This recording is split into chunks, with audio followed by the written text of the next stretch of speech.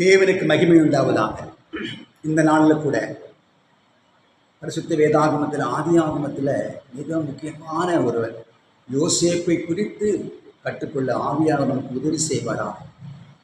ஆதியாகம புஸ்தகம் 37ஆம் அதிகாரம் 3ஆம் வசனத்தில் இஸ்ரவேலின் முதிர் வயதிலே யோசேப்பு தனக்கு பிறந்ததினால் இஸ்ரவேல் தன் குமாரர் எல்லாரிலும் அவனை அதிகமாய் நேசித்து அவனுக்கு பல வருணமான அங்கியை செய்வித்தான்.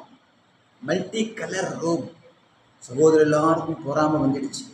யோசேப்பு அடிமைத்தனத்திலிருந்து அதிபதியானான்.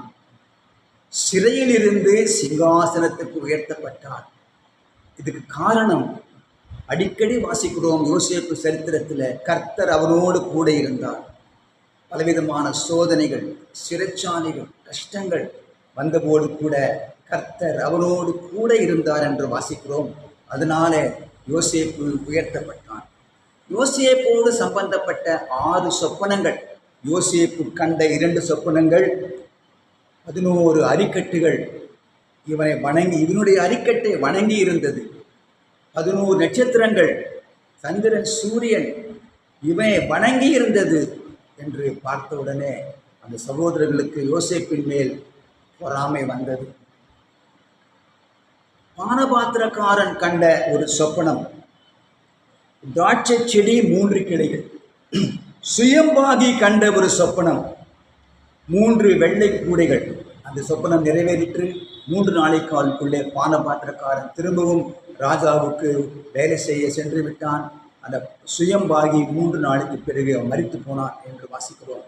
பார்வோன் கண்ட 2 சொப்பனங்கள், அழகும் புஷ்டியுமான 7 பசுக்கள், அவலட்சணமும் கேவலமுமான 7 பசுக்கள்.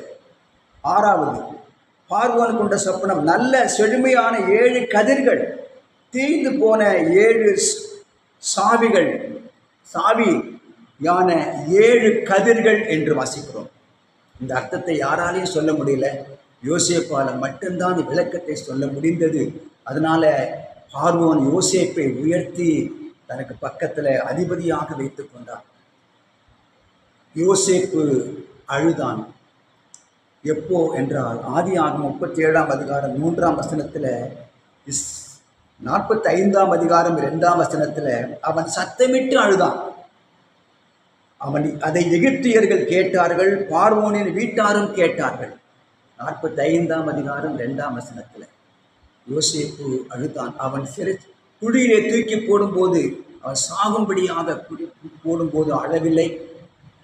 அவனை 20 வெள்ளிக்காசுக்கு விற்று போட்டார்களே அடிமையாக, அப்பொழுது அழவில்லை. பலவிதமான சோதனைகள், தனிமை, சிறைச்சாலை, அப்பொழுதெல்லாம் யோசேப்பு அழுதுதாக தெரியவில்லை. ஆனால் தன் சகோதரர்கள் என்னை பழி வாங்காதிரும் என்று கேட்ட பொழுது அன்பு நிமித்தமாக தன்னை வெறுத்த சகோதரர்களுக்காக அவன் மிகவும் சத்தமிட்டு அழுதான்.